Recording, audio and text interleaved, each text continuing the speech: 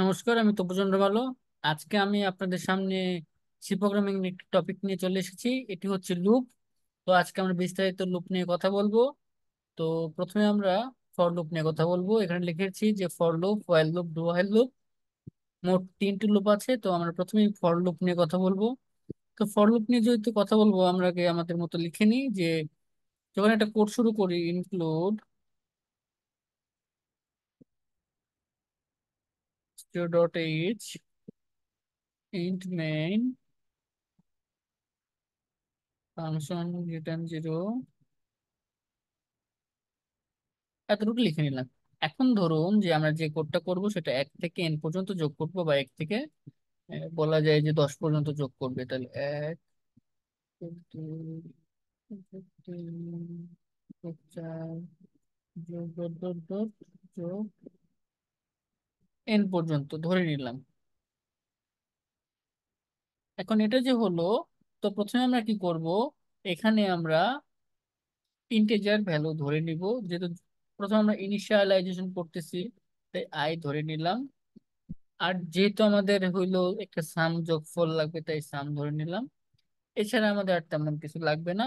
তবে হ্যাঁ, সাম প্রথম অবস্থায় যে শূন্য সেটা আমাদের ধরে নিতে হবে। তো যখন আমরা ফর লুপ করবো, এতটুকু বুঝতে চেষ্টা করবেন, ফর লুপের মধ্যে প্রথম কাজ থাকে তিনটা বিষয়: ইনিশিয়ালাইজেশন, কন্ডিশন, ইনক্রিমেন্ট, ডিক্রিমেন্ট। তো ফর লুপের মধ্যে প্রথমত ইনিশিয়ালাইজেশনের জন্য যে কোনো একটা ভেরিয়েবলের মধ্যে একটি মান রাখতে হবে। তো এখানে ধরলাম আমি i = 1 ধরলাম। একে থেকে যেহেতু শুরু হচ্ছে, আমরা i = 1 ধরলাম। পরে কন্ডিশন i <= n, যতক্ষণ পর্যন্ত i এর মান n এর থেকে ছোট থাকছে ততক্ষণ পর্যন্ত। তো আমরা n এর মান, তো এখানে n তো আমরা ধরি নাই, তাহলে এখানে আমাদের কি করতে হবে, আরেকটা n নিতে হবে। এবং n এর ভ্যালু কত সেটা আমাদের ইউজার ইনপুট দিবে। তো এর জন্য আগে আমরা প্রিন্টএফ এর মধ্যে বলে দেই যে enter the value of n। তাহলে আমরা বললাম যে enter the value of N, আমরা এটা বলে দিলাম। তারপরে কি করব, এটার ইউজার ইনপুটের জন্য স্ক্যানএফ ফাংশনটা নিব।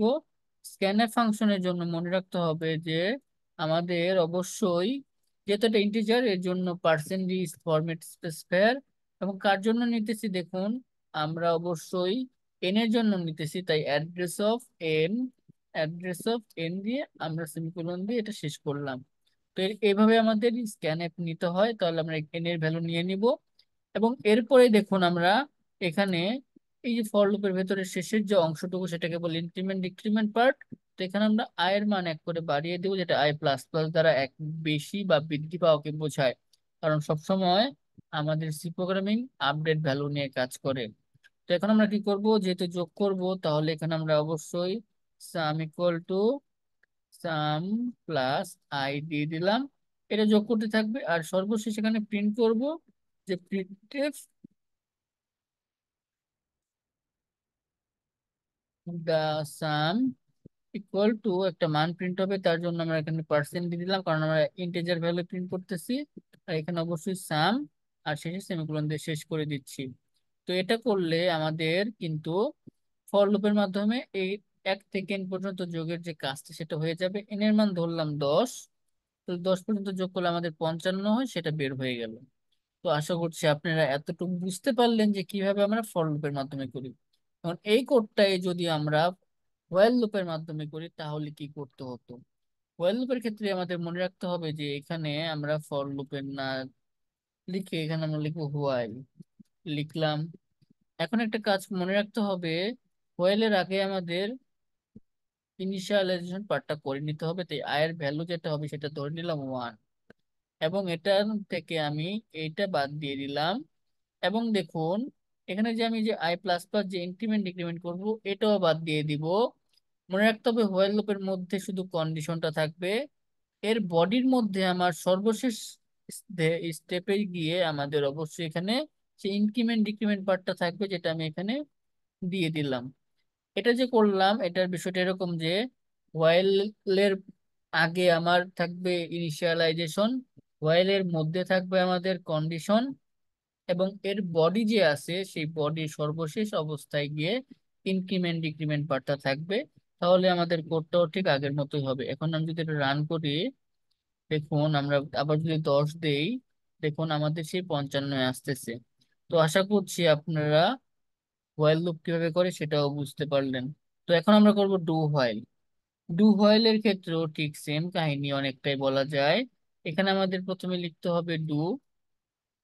এখন একটা বিষয় হচ্ছে, দেখুন এখানে আমরা ডু লেখার পরে আমাদের একটা সেকেন্ড ব্রেকেট আসবে।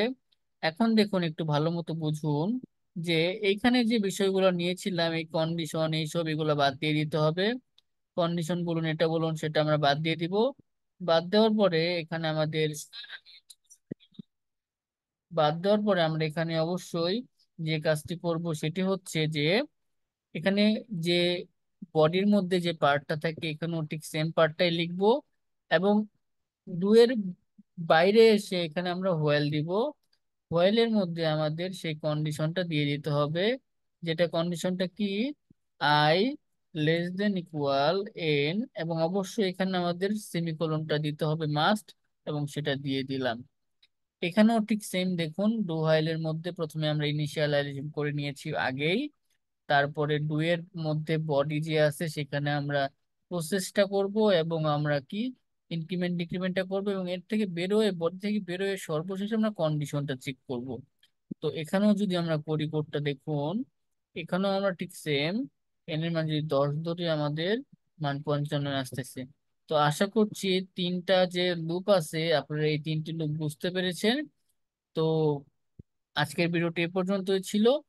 সবাই আশা করি ভিডিওটি বুঝতে পেরেছেন, এবং আগামী ভিডিওগুলো দেখার জন্য সবাইকে আমন্ত্রণ রইল। ধন্যবাদ।